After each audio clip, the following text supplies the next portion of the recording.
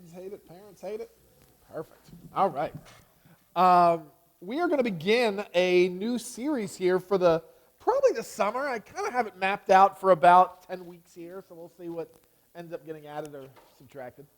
We're going to talk about the second coming of Christ. And so kind of how I started looking into this, I mean, part of it was just coming out of, what's going on here? Falling apart here. Okay, part of it was just coming out of King David, as I was looking at a lot of the things that, Israel was looking forward to in the return of King David. Jesus did not seem to fulfill a lot of those expectations, at least. Now, some of those expectations were just wrong. However, there were many things in the Old Testament that would certainly lead them to believe that he was coming to reign as king, to finally be that good ruler, here on this earth. And that desire, especially as we are in election season, we look and be like, yeah, there's got to be better options than this. All right, and the answer is, of course there are better options than this.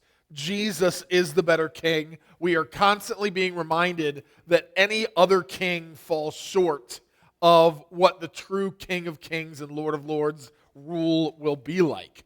And so as I started to kind of look into the second coming, I said, all right, I think there's a lot of really interesting things for us. So the first thing I was kind of doing, I go to this website, and you can go to it too.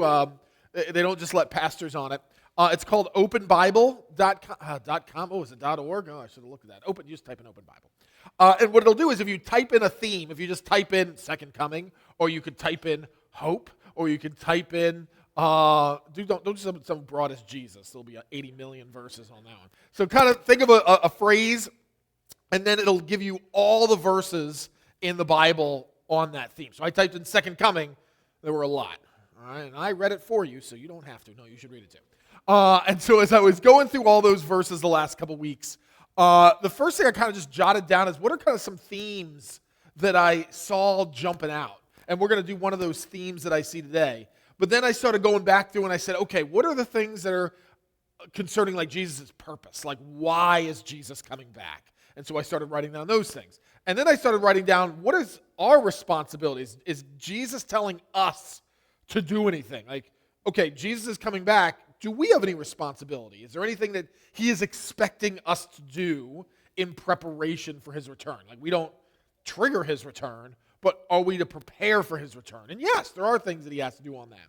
All right, and so we'll kind of go through that the next couple weeks. We are going to take a couple times, I'm kind of debating on how much do I go into like Revelation and some of that stuff. There's so many of you who are like, ooh, let's just do that all the time. Let's just go through Revelation every Sunday forever. But we'll do it some, and then we'll have some just Q&A. We'll maybe take next. My thought is like the next couple, first Sundays of the month, we'll do some Q&A on some of that stuff, and you can ask me all your little questions about the red heifers being born in Israel and stuff like that. Okay. One of the themes that jumped out to me, which was not my expectation, I did not think this is how I was going to start the series, but as I was kind of just reading through these verses over and over again, I kept seeing this word that jumped out, and it was the word clouds. That when talking about the second coming, this concept of Jesus coming in the clouds is constantly referenced. We're going to go through a whole bunch, not all, a whole bunch of those verses here this morning. And is there something we're supposed to get out of the idea that when Jesus returns, he is coming in the clouds? I found this great little poem.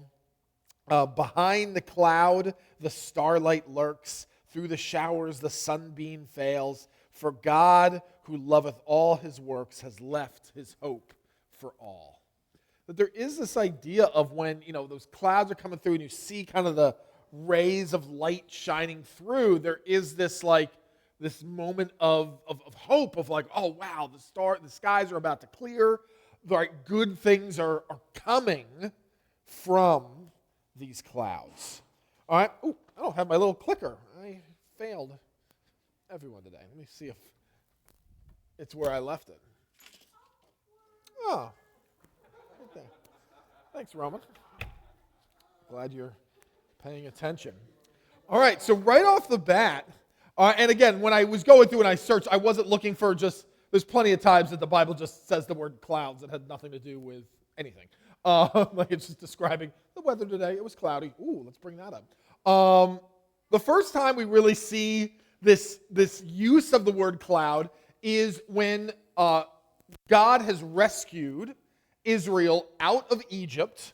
All right, they have now parted the Red Sea, and they are now in the wilderness. All right, and the wilderness is just barren wasteland of tiny little acacia trees and not much. And so God starts providing for them. And one of the first things he has to provide for them is food. All right, he's providing them food. Then the next, he's got to provide them water. He provides them water. All right, and then they're trying to figure out, well, where do we go? And God provides them direction. All right, and the Lord went before them day by day in a pillar of cloud to lead them along the way, and by night in a pillar of fire to give them light, that they might travel by day and by night. All right, so as God is providing direction, very literally, for us, when we talk about God give me direction, we are saying like, hey, help me understand your word, God, as I read it. I'm looking for direction.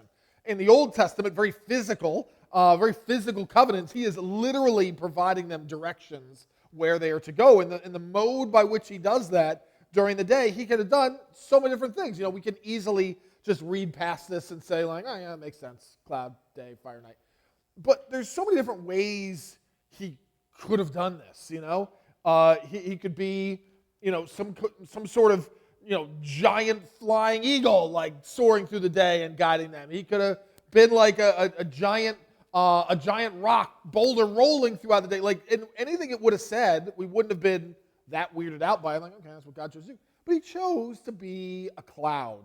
All right? This thing that is, we know we can't quite grab hold of it, same as fire. We can't grab it. We know it's a thing. We know it's there. We can see it. We experience it. We can't really touch it. How do you touch a cloud? Like you get your hand like, am I in the cloud yet? Am I on the edge? So we know we can't quite grab it. It's got this spiritual facet to it. And so this is what God chose to reveal himself as or manifest himself as. As he gets to Mount Sinai, it's almost like a collection of these two, the cloud and fire.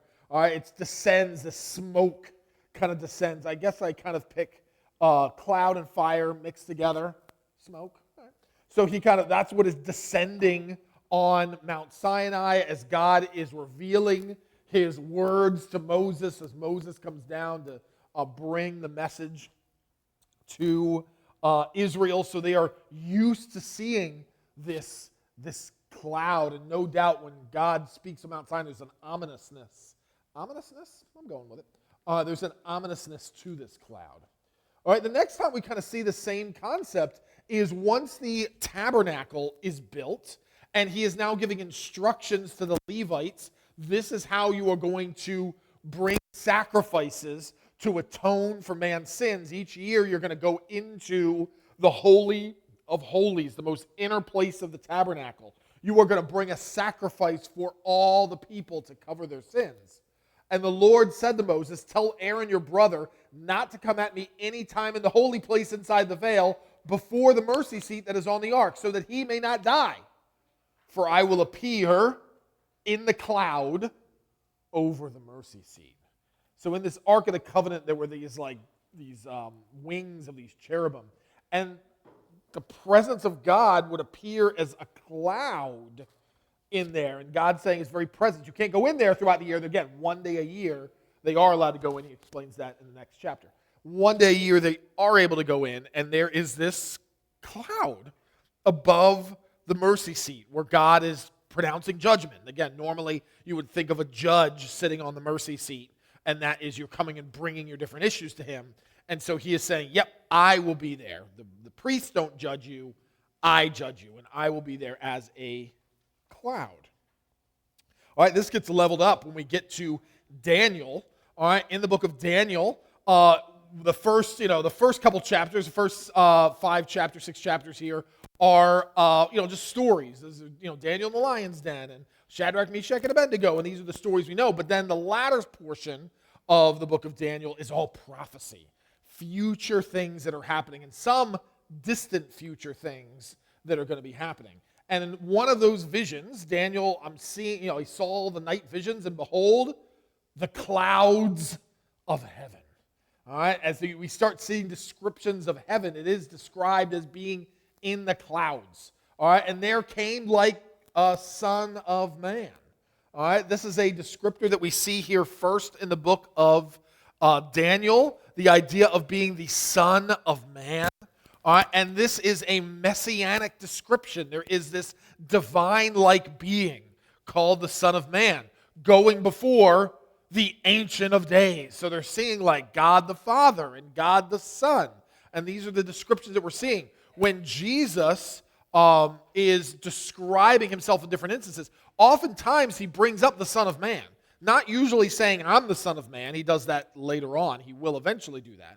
All right, but in the beginning he says, isn't the Son of Man going to descend down from heaven? Don't we know that the Son of Man is perhaps, all-powerful God himself? And so he keeps referencing the Son of Man because the Son of Man is actually the messianic divine description of God. It would sound like Son of God is the divine description. It's actually Son of Man. And it comes from this passage in Daniel. I saw these night visions, the clouds of heaven, come one like the Son of Man, and he came to the Ancient of Days and was presented before him. So this imagery of the Son of Man coming in the clouds from God the Father himself, all right, being directed by him, is imagery that begins in the book of Daniel. At the Transfiguration, all right, there is only... when we think about the stories that are shared in Matthew, Mark, Luke, and John, I would really only say there are only 2 stories that are shared in all 4 Gospels. Number 1, crucifixion and resurrection. Kind of a big deal. All right? All Matthew, Mark, Luke, and John describe the death, burial, and resurrection of Jesus. The only other story that we can say that all 4 Gospels share, the Transfiguration. When Peter, James, and John are kind of pulled off to the side, and Jesus kind of manifests his glory in front of them, gives them a little glimpse of the glory of God. Again, it reminds me of Moses, on Mount Sinai, and he says, God, can I see your glory? And he was like, no, it would melt your face. You can't do that. He says, all right, get in the rock, all right, and there's a little crack through the rock, and I will show you the backside of my glory walking by. It's kind of like when you put on when we're going to look at the sun during the eclipse, you got to put the little glasses on, and we're looking at the sun, but man, it's through a tiny little hole. Like we are trying to see the smallest amount of the sun so that we don't keep seeing black spots the rest of our life in our eyes. So we get this little tiny glimpse of the sun when we really darken it and we put a little pinhole. Then we can see a little glimpse of the sun. And that's what God is doing with Moses. Hey, get to the crack of the rock. I'll show you a little bit, and you're going to be blown away. And Jesus is going to, I'm going to show you just a glimpse of my glory to Peter, James, and John. And they share the story so much with everyone. It's included in all 4 Gospels. And while he was speaking, behold, a bright cloud overshadowed them. All right, so the idea of Jesus revealing himself, it's get enveloped by a cloud. This is my beloved Son, with whom I am well pleased. Listen to him. Luke does the same story. So does Mark, so does John. And he was saying with these, a cloud came and overshadowed them. They were afraid as they entered the cloud. And a voice came out of the cloud saying, this is my Son, my chosen one. Listen to him. All right, and so as we see these kind of revelation of who Jesus really is, they thought they knew who Jesus was. Yeah, he's this rabbi, he's this miracle worker, he's this divine messenger, he's this prophet. Maybe he's the Messiah. And now they're fully getting oh yeah, he is all those things, but he's God? He's the Son of Man? He's God himself? He is in the full glory of the Father? And they are starting to get that.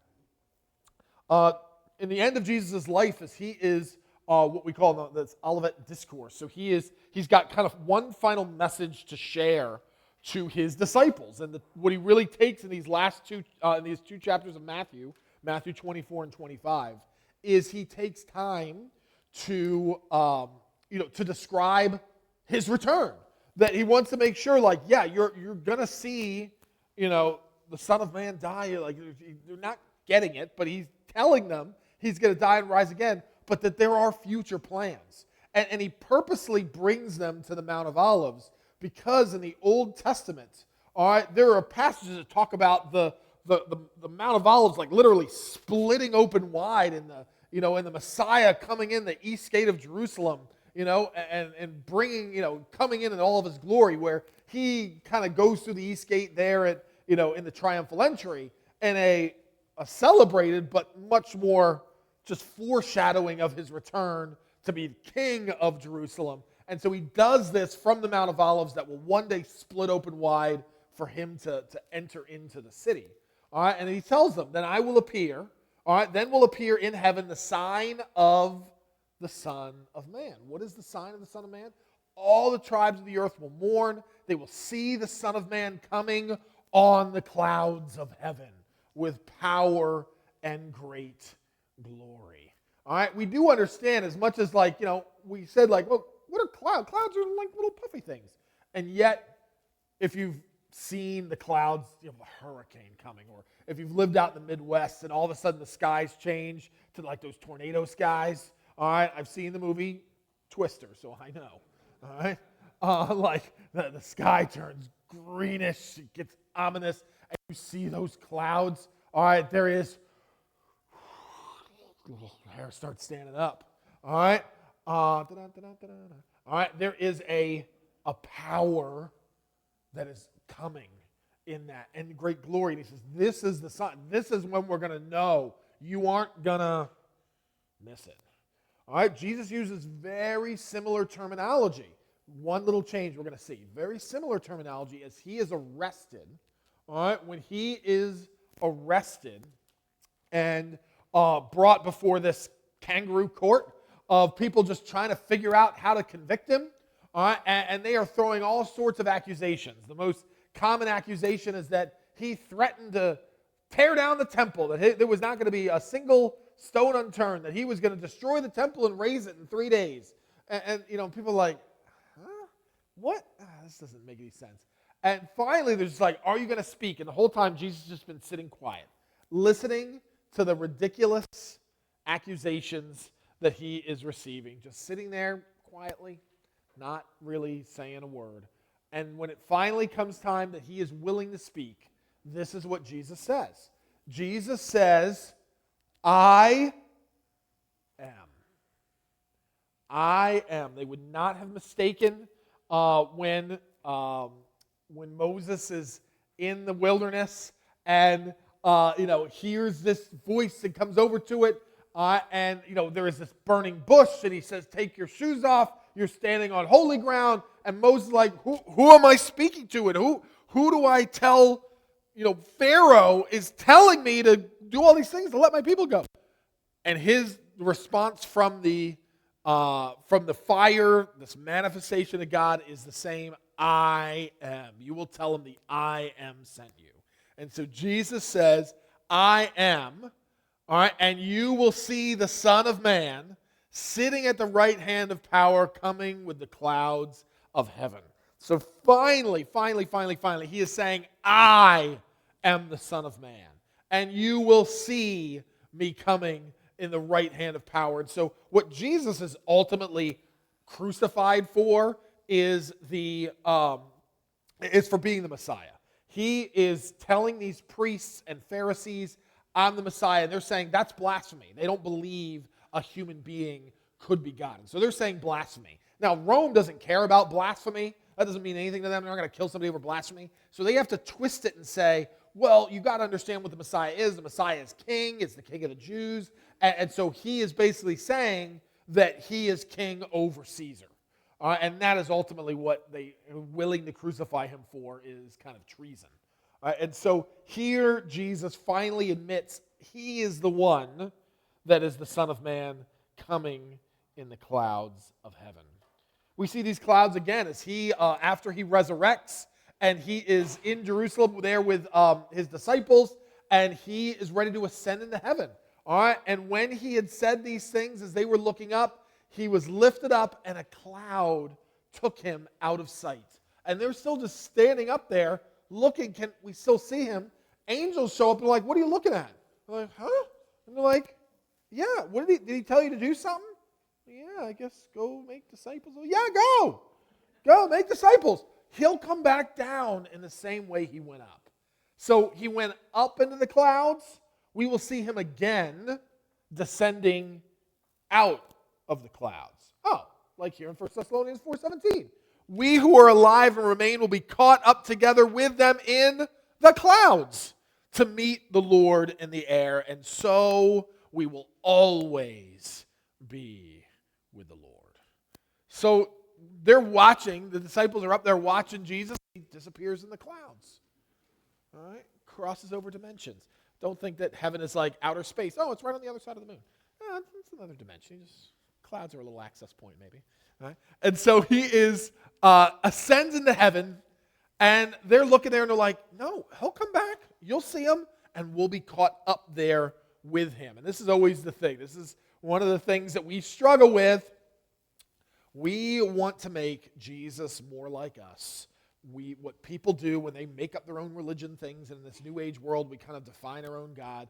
We are trying to get God to be more like us. We want God to come down and approve of the things that we are doing. We want him to come down and join in with us with the things that we are doing. We want him to agree with the things we are doing. And the answer is Jesus does not want to be more like us. He wants us to be more like him. And even in the most extreme, as Jesus ascends into the clouds, we too, one day, he is going to welcome us into the clouds with him.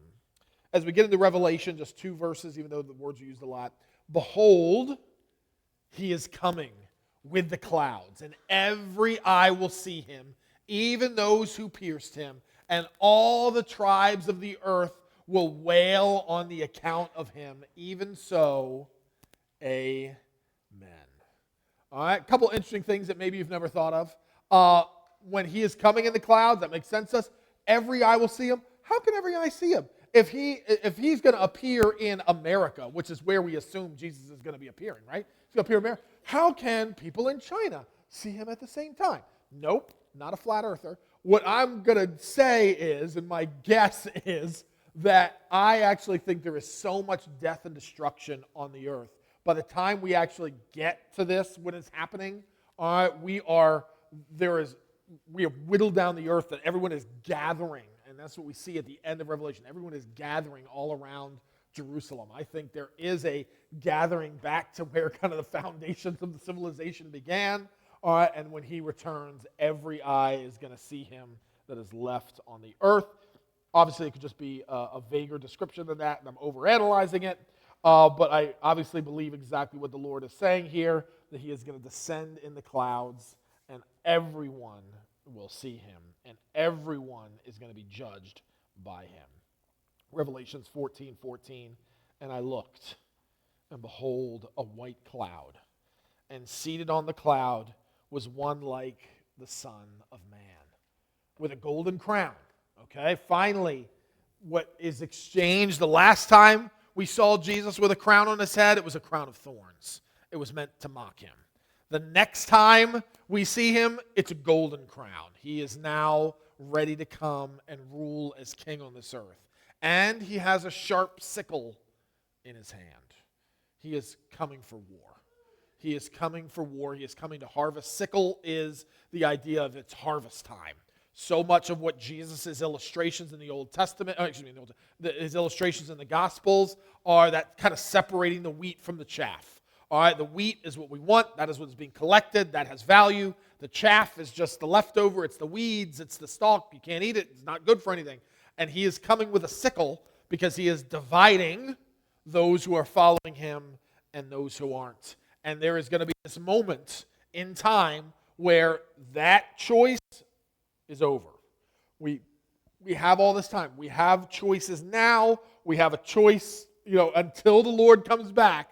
there is this option. Am I going to follow Christ? And there's going to be a moment where the clock hits 0 and he says, okay, time's up. I'm now separating the wheat from the chaff. I'm separating believer from the unbeliever. I'm separating those who are found written in the Lamb's Book of Life versus those who are not found written in the Lamb's Book of Life. I'm separating those who are going to spend an eternity in heaven from those who are going to be spending an eternity separated from me. All these terms keep saying the clouds, the clouds, the clouds, the clouds. And so I want to think about what can we get out of that? What is the application? I think the application, number one, when I think about Jesus, that foreshadow of the coming in the clouds, is it's just out of sight. It's just around the corner. We can't see what's right behind the clouds, but we know it's there. We know something's there. You know, when the sun covers the cloud, when the clouds cover the sun didn't go away. It didn't disappear. It's being covered. And everything goes a little darker for a few minutes. We know it's back there, but it's now out of sight. We can't quite see it.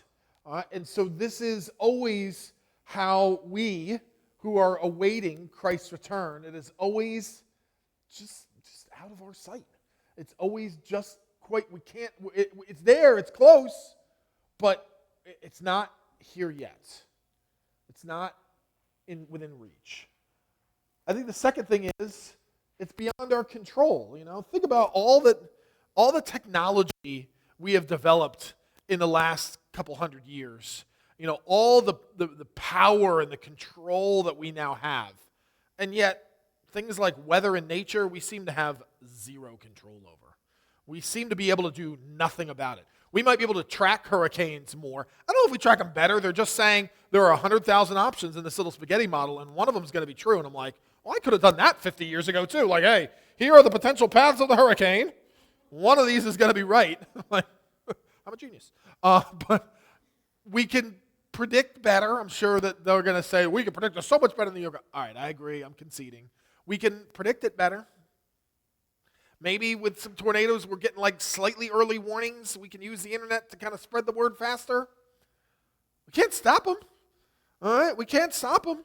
All right, we can't figure out like, oh, tornado, send the, you know, we think like, put the big fan, spin it the other way real quick. You know, we can't get like stealth jets in a hurricane and be just like, go the other way. Do the Superman 1, reverse it. We see it, and we can do nothing about it. It's beyond our control. You know, we're really good at saying when it's raining. We're not really good at predicting when it's going to rain. You know, kids will see like, hey, check the app. It says, oh, it's a 40% chance of rain. I said, in Florida, that's 0. That's a 0% chance of rain. It's 90%, like, yeah, it'll be a few minutes. All right, like, we are really good at saying when it's raining, and we're not really good at saying when it's going to rain. It's beyond our control. If it's raining, there's nothing we can do about it. Nothing we can do about it. Go inside for a few minutes. All right, but it's beyond our control. And so this is this reminder that cloud is coming. A cloud is rolling in. Nothing you can do about it. Nothing you can do. That cloud starts coming. Everyone's eyes going to see everything, and there's not a thing they can do about it. I think number 3, there is an ominousness because the storm is coming. The storm is coming. The storm is, apostrophe. The storm is coming. Like, there is, you know, when we see the little puffy white clouds, we like to lay on our back and say what little shapes they are. That's what we did before we had phones, kids. Before we had phones, we would lay on our backs in a field and say, that one looks like a turtle. But when we see lightning coming and the dark clouds rolling in, you know, we know that storm is coming. And there is a little bit of, all right, get inside. Get inside. And this storm that's coming, no one's going to be able to avoid it. No one is going to be able to hide from it. No one is going to be able to ignore it. It is not something we need to be afraid of as believers. And that is a really important point made throughout 1 Thessalonians, made throughout Revelation, is the believer has nothing to be afraid of. I wonder if we even see it differently. We see Jesus like rolling out on like a big Pokemon puffy cloud. It looks like a little Mario cloud coming in, and he's like riding it, and we're like, hey! And other people see like these like green lightning strikes, and the signal, they're like, oh, like, why are you, like, what? That's awesome. Like, what are you looking at? Like, what are you looking at? Like, maybe we actually see it differently. All right? And he's throwing out those little shell guys like, we are excited about what's going on, and they see something that strikes fear in them. I don't know. But we do know that I think that cloud imagery is meant to be, storms brewing. And I think we see the different things going on in this world, and we see the different things going on, and depending on, what kind of news station you watch, maybe depending on how bad things are. You're watching this stuff, and you're like, are we close? Are we getting close? And my answer is like, well, are we closer today than yesterday? Oh, yeah, we're closer today than yesterday. Whole day closer for sure. All right? And is it close? I'm like, yeah, you know what? Honestly, I see a lot of storm. I see a lot of storm clouds. I see a lot of little storm clouds. They're forming. All right? There's stuff forming. All right? And if you would have asked me that a couple decades ago, I can actually say that now. Yeah, I saw the storm clouds brewing then too.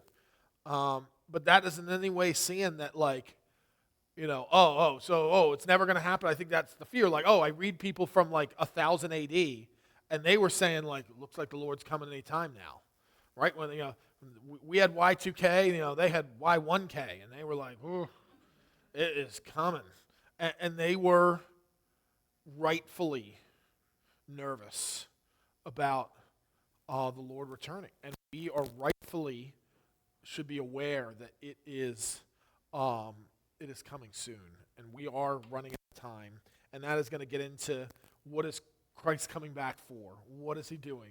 What is our responsibility in that? And there is some things. God has several things he's trying to accomplish, and there are several things he wants us to accomplish before he returns. As we get ready to take communion, I'm reminded in 1 Corinthians chapter 11, as Paul is reiterating the importance of taking communion together. One of the things that he says in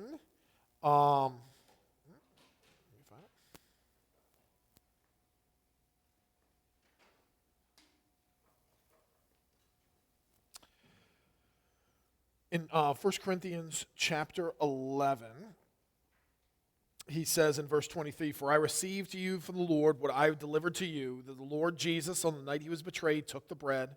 When he had given thanks, he broke it and said, 'This is my body, which is for you. Do it in remembrance of me.' In the same way, he took the cup after supper, saying, 'This cup is the new covenant in my blood. Do this as often as you drink it in remembrance of me.'" Verse 26 says, "For as often as you eat this bread and drink this cup, you proclaim the Lord's death until he comes."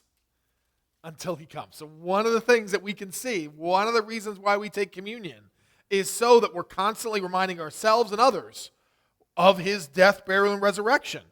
And we're doing this until he comes back. Why? Because he's coming.